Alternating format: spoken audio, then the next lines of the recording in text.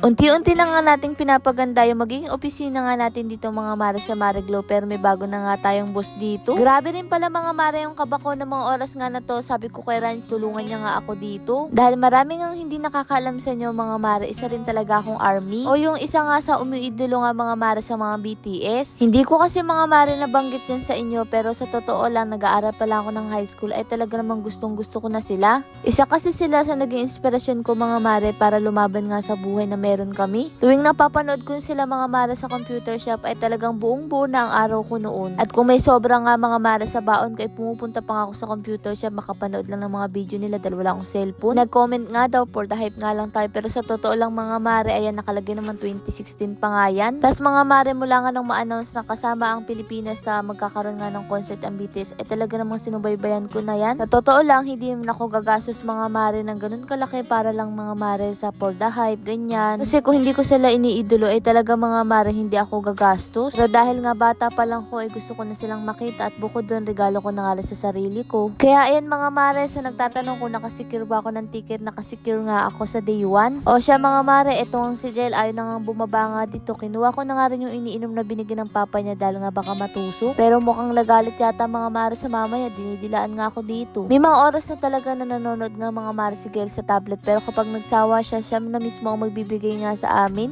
Pero hindi naman siya dito nakadepende mga mare. Huwag mo nga lang pakalat-kalat mga mare cellphone mo ay talaga nang pabubuksan nga sa'yo. Eto nga tinuturuan siya ng tata niya ng baby shark dito, pero ayaw na ayaw ng tinuturuan. Dahil tanghali na nga mga mare, ayan umuwi na nga kami para makakain nga dito. At eto nga si Gail dito na nga kami kumain sa lapag dahil gusto nga kumain din. Pag kasi sa lamesa ay talaga naman nga mga mare nahihirapan nga siya kaya bumaba na nga lang kami. Nung hapon naman nga dumating na pala yung dalawang in-order naman nga nila na upuan. Baka kapag may isang lamesa tapos may upuan mga mare tapos meron pang dalawang upuan sa harap ng lamesa. Si Gail nga kung ano-ano tinuturo dito at nagpapabuhat nga sa papa niya. Kaya lang mabigat yung dala ng papa niya kaya sabi ko pumasa na nga lang sa akin. Nung una ayaw pa mga mare, mas gusto sa papa niya, pero nung sumakay na sa akin ay naku ayaw na nga sa papa niya. Mukha nga lang siyang mahuhulog dyan mga mare, pero alam na alam ko na kasi nakakapit siya sa akin. Dahil palagi nga namin to mga maring ginagawa. Kahit nga kunyari ko siya ihulog mga mare eh talaga naman hindi na siya mahulog kasi kapit na. Sa totoo lang sobrang excited nga namin ni Ran na maasikaso na nga itong office natin kasi meron na nga rin kami dyan ididikit na wallpaper na kulay pink. Eto pala mga mare yung salamin. Eto nga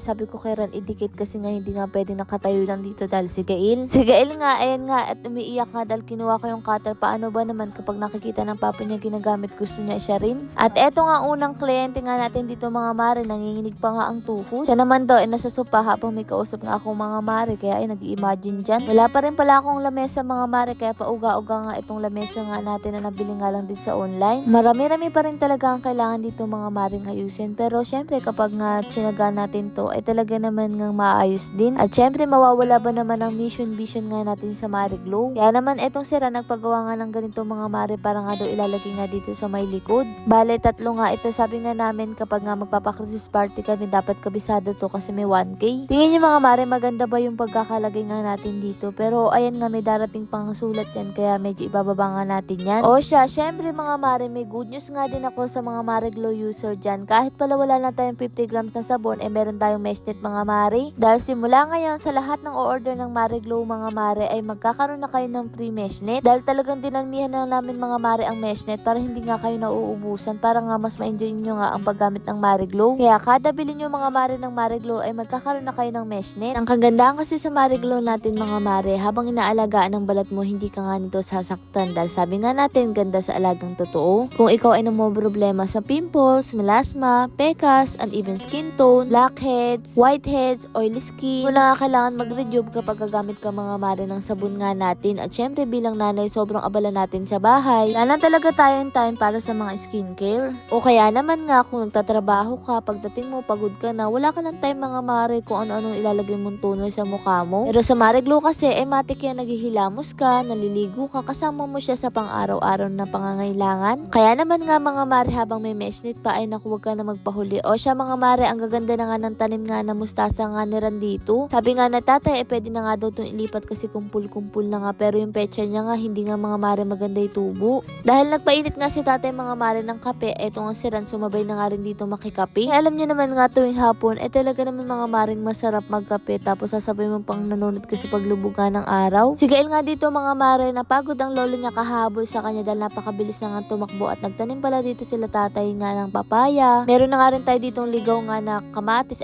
tuloy ang palaya. Kapag nagkataon na sabay-sabay nga yung namunga, talagang paldo na naman nga tayo sa gulay. Si Gael talaga napakailig mga mare sa hayop. Inahabol ba naman yung manok? Nangangamba nga kami sa bilis niyang tumakbo, minsan ay natutumba pa nga, kaya naman nga minahawakan namin, kaya lang galit pa nga sa amin. Huwag mo lang talagang palalayain dito mga mare, talaga naman nga mapapagod ka humabol. Si tatay nga sa kasiran, ayan nagkwentuhan na nga lang din dito mga mare, at eto nga ayan si lolo niya pagod na sa kanyang humabol. Dahil may isang beses nga daw na hindi nga ni tatay naabutan mga mare na subsub nga daw. Kaya ayan umikot-ikot na nga dito sa bahay ni Kuya Mark kahit nga medyo basa-basa pa nga dito. Lord, maraming pong salamat sa lahat ng blessing, syempre sa inyo mga mare. Paano ba yun, bukas na lang ulit?